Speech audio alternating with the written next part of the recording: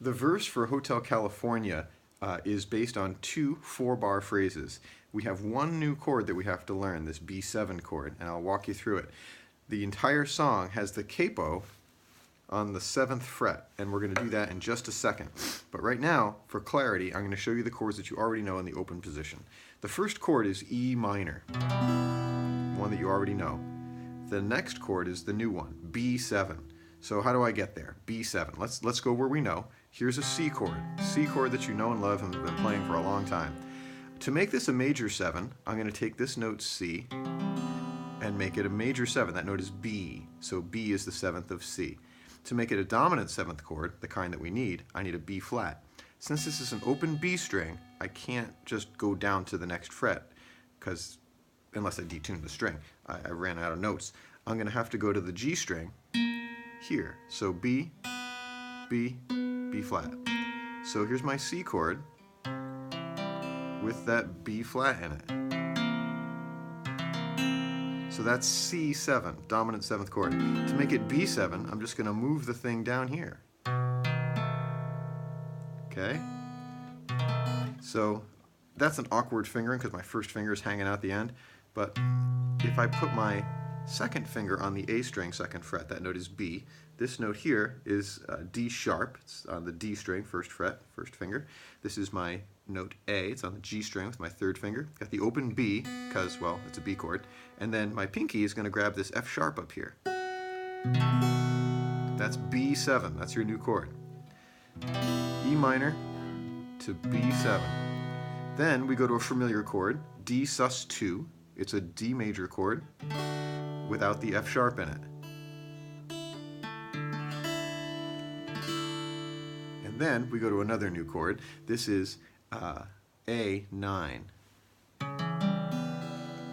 So here I am with A in the bass. It's on the 5th fret of the E string, except on the recording he doesn't actually play this note. He plays C sharp, and then E. Then G, which is the flat 7, the dominant 7th of A. And then I have this note, B, open string, which is the 9th. A, B, so 1, 2, 3, 4, 5, 6, 7, 8, 9. That note is B. That's why they call it A9. There's that 9th. And then there's E, which is part of the chord anyway. So that's why this is A9. It's got everything in it except the root, which if you wanted to put in, is right here. So there's your first 4-bar progression. E minor, B7, D sus2, A9.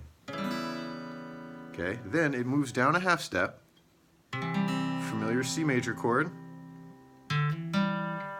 G, then A minor 7, and it's just A minor with the open G string in it. So A minor 7, and then finally that B7 chord again. Okay, so same progression up with the capo. Now when you capo chords, let's see if I'm in tune. Good. When you capo chords, it's transposed. So even though I'm going to call this chord E minor, like we just played a second ago, it's actually sounding B minor, but I'm calling it E minor. So you've got to wrap your head around that a little bit. It's like a transposing thing. So here it goes. The E minor chord, B7, D sus2, A9. Okay. C, G, A minor 7, B7. Good luck.